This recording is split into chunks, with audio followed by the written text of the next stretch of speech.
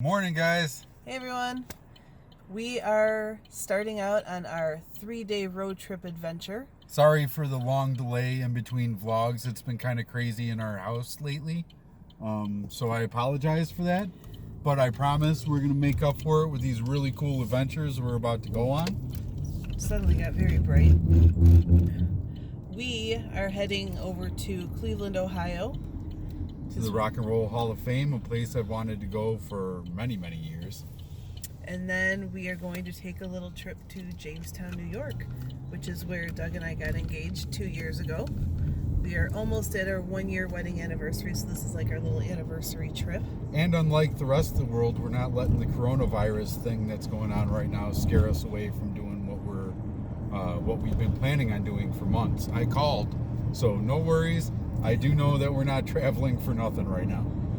So it's probably gonna end up being a 3 to 4 vlog weekend, but we're gonna post them in order of places that we stop. So can't wait to take you to some of our favorite places in Jamestown, especially. And we got some pretty sweet deals on hotels, and we can't wait to show you guys those.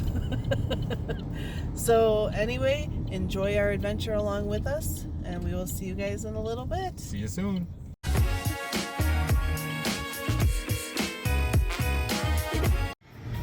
Here we go, right into Indiana. Sorry guys, it was like a late reaction. Saw the sign right at the last minute. So we've officially made it into Indiana. The glare from the sun is really messing with my camera here. So we made it from Illinois into Indiana in about half hour. Yeah, right. It really wasn't that bad. Thank you to my father-in-law for giving us a good route. Yes. We avoided tons of traffic and a $6 toll, because we love our tolls. So we made our first stop, the Indiana Welcome Center. Because I gotta pee, of course. This is a typical routine, so we're pretty familiar with this rest stop. This one has something really cool that Christy's starting to walk up to. If any of you guys have seen the Christmas Story movie, which I'm sure almost everyone has, we're close to the town where it's based off of. And up here is a picture, or a statue, Flick. of Flick. And then they have a little with plaque. his tongue stuck to the pole here. Oh, look. And then over here. Who's here? Well, ain't that something? Story of our lives. The button doesn't work when you push it. And then on the ground here is a map of the state of Indiana. It's pretty cool. So of course we pull up, we get up to the door, and they're closed because of all this lovely coronavirus stuff going on. They're deep cleaning because of all the visitors. So if any of you guys saw our James Dean video, you would have seen our mishap with the Indiana toll booths. So here we are coming up to another one. We're going to see if the same thing happens again. Except this time we actually get a ticket. Well, not a police ticket, just a ticket for the toll booth. So we're going to see how these things are really supposed to work. Stand by, let's see what happens. Where does it say ticket? Ticket over to the right.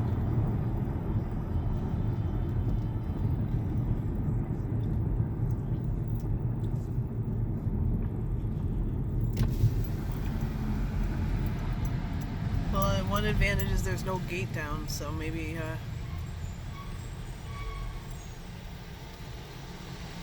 they pushed a button. They got a ticket. Oh, there was a gate down. No ticket, push here. Let's see how this is supposed to work.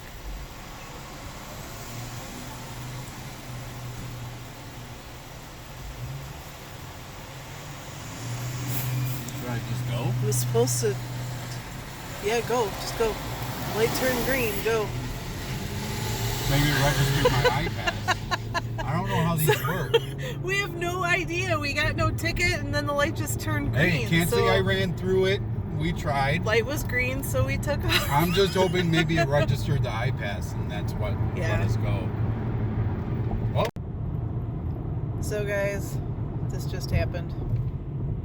Doug got pulled over for a warning. I really thought I was going to get ticked off, especially because it's Friday the 13th. So my world, that usually would mean Doug would have a nice Indiana fine going home. So let me give you guys a little pointer. If you're driving through Indiana on the 90 tollway, or not really tollway, highway, there are cops literally every half mile to mile on this road. And if you do 85 and a 70, they're probably going to pull you over. I've never seen nothing like it. Luckily, Like this guy's riding me. Well, maybe you should get in the right lane. Oh. You're doing the speed limit. Come on. Well, we made it to Ohio. I missed the sign. It came up too quick. It's all right. It's been an interesting morning so far. You know, Doug getting pulled over. Stopping off, ordering a sandwich at what we didn't know at the time was a 7-Eleven. I've never seen a gas station like it. It was a Sunco, right? Sunoco. And yeah, it was just really interesting. Oh, you might be able to get an Ohio sign over here. Well, for the Ohio Turnpike. There's a sign for the Ohio Turnpike. So Doug is super excited. Yes, I'm talking in second person. Because we're only 2.5 hours away from stepping into the place I've been waiting to go to since 1995. The Rock and Roll Hall of Fame. We're getting closer. Almost there. Sorry for the bumpiness. The roads here are pretty bad.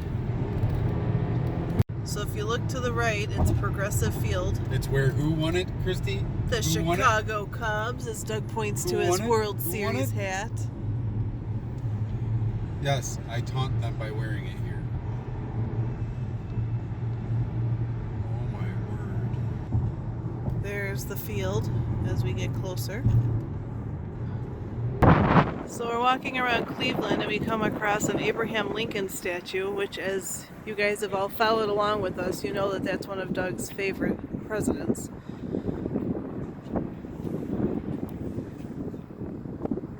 Pretty cool. They have Gettysburg Address. Yeah. And it's right outside the Drury Plaza Hotel. And our hotel is just over here. Here's the Marriott and that little building right there. You know, only goes up 25 floors. We are staying on the 22nd floor. So we'll have to show you guys a picture of the inside later. Look where we're getting dinner. Wahlburgers. We are so excited. We've been looking forward to this for weeks. Here's the menu.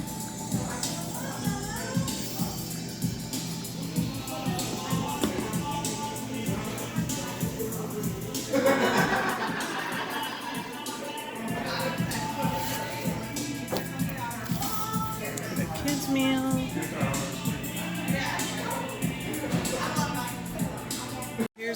Here's our food. I got the barbecue burger bowl, but I did not get the barbecue sauce. I got it with ranch. It comes with jalapenos and avocado and onion straws. Doug got the sloppy Joe. Don't judge me. I know I'm being a heifer, but we are starving and have not eaten real food all day. And he also got the mac and cheese. Okay, Doug, let's see how it is. Amazing. Mr. Donnie Wahlberg, I hope I bump into you to thank you, because wow, this is one of the best sloppy joes I've ever eaten. So after our lovely dinner at Wahlburgers, we took a walk and are now at Progressive Field, where the Cleveland Indians play. Wait. Which is where what, Doug? The 108 years ended. My beloved Chicago Cubs did it here. I do have to say, though, it's a really nice field. I'll take you up a little closer. Here's the inside. If I can get a better view.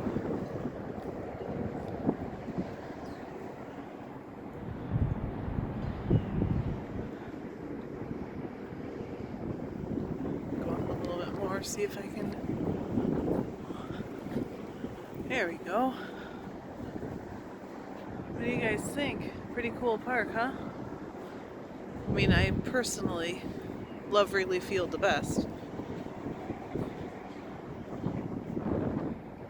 Just feel like this is more inviting, more welcoming for people. And then the other side, directly across the street, is Rocket Mortgage Fieldhouse, which is where that's where the Cavaliers play. And then, oh, the Monsters are hockey. Monsters hockey, that's where they play. So as I'm walking around, there's some statues here, one over here. The one thing I love about this park is even if you don't have tickets to the game, it's like you can come and still be a part of things. Because you literally can walk in this gate or walk right up to these gates and just be a part of the energy that goes through. As, you know, whenever you go to a baseball game, it's really amazing. I really wish more of the parks for baseball would do this. As we're walking around more, we come across Playhouse Square. So in the Playhouse Square, we will find Playhouse Theater, which is where Alan Freed coined the term rock and roll. So we'll walk over there and show that to you guys, along with another beautiful surprise. There's another sign for it. Walking through, we come to another Ohio historical marker for the Cleveland Theater District. The birth of rock and roll. In this building is where those words were spoken for the very first time. And it's at 1375 Euclid. So we got it. We found what we were looking for over here. And then for the lovely little beautiful surprise, if I turn around, you will see the world's largest chandelier. I'm sure it looks much prettier at night, but it's literally in the middle of the street. And it's sponsored by GE because we are right by the GE building.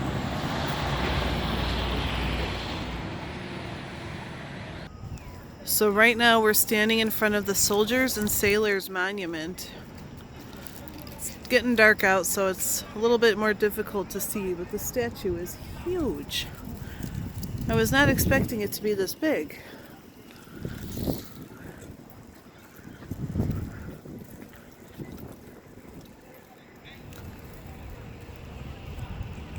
I'm trying to move back so I can show you just how big this is. But it's really hard to get everything in here.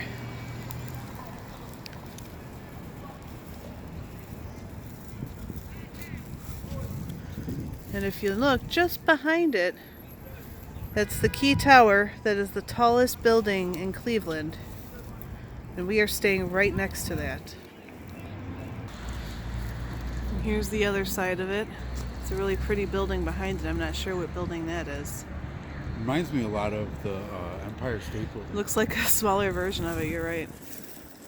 Also, before you let our fine folks go, behind this monument, ironically enough, is a casino. Cha-ching! Guys, check out this view of our room. It's absolutely gorgeous. Doug didn't do too bad, huh?